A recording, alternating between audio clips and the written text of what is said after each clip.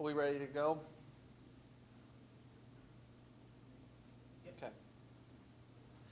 William & Mary falls to the Monmouth Hawks 63-58 here at Kaplan Arena. I'm here with head coach Erin Dickerson Davis. Coach, can you give us your opening statement from tonight's game? Yeah, before we get started, I just want to open up with some gratitude. I was able to go to the American Heart Association luncheon for women today.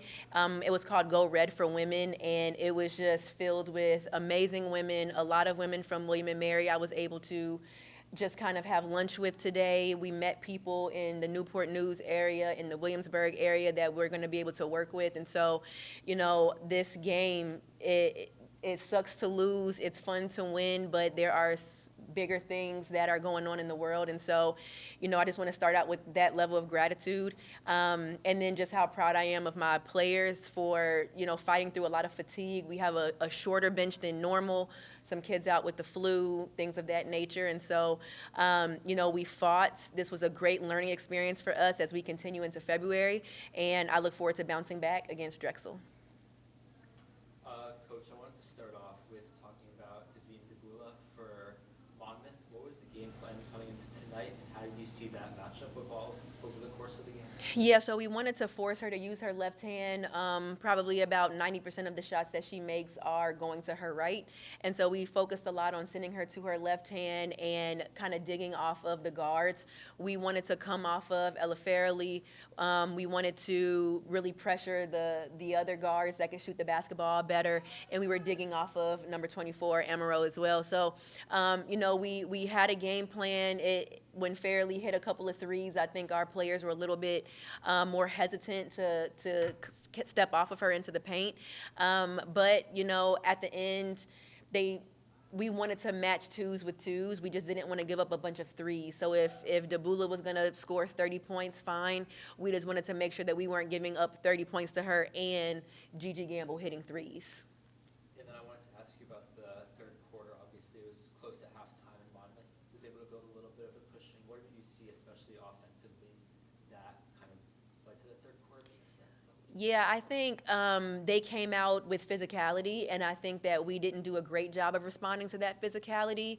That is the scout against us, and that's something that I'm trying to talk to our players about is everyone scouts us. Everybody's trying to figure out how to beat us, the best way to beat us, and right now the best way to beat us is by being physical, and that's what everybody has been doing. So, that's just some pride in taking advantage of their physicality. How can you draw fouls with that?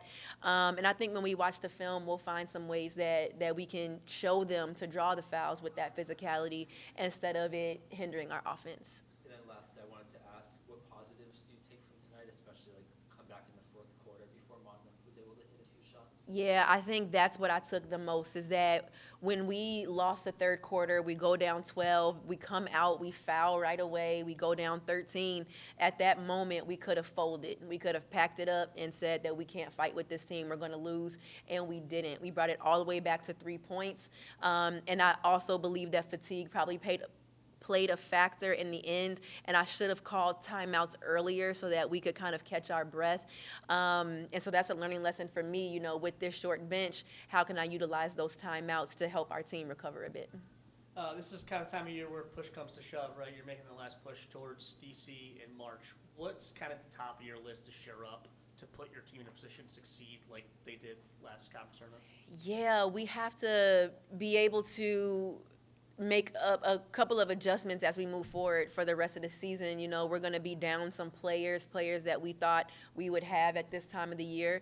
And so we kind of have to go back to the drawing boards. I'm not quite sure what that looks like, but I believe I have an amazing staff, and we'll come together and figure out how we can squeeze out some wins. And then looking at Drexel, just your thoughts on that matchup on Sunday? Yeah, Drexel's always a very interesting matchup for us. They run a matchup zone, so we're going to have to make shots. Like, the best way to beat Drexel is to make shots. You have to get them out of their zone. You have to make them play man-to-man, and I think if we can play man-to-man against them, then we'll have a better shot at winning. But it's going to require us to make shots early, get them out of what they want to do. And then also we have to stop Amaris Baker. That's somebody that's a key player, a main character for them. And we just have to limit her the best that we can. She's one of the best in the league. She's scoring like 20 points a game, and we have to limit her the best way we can, especially if we're struggling to score.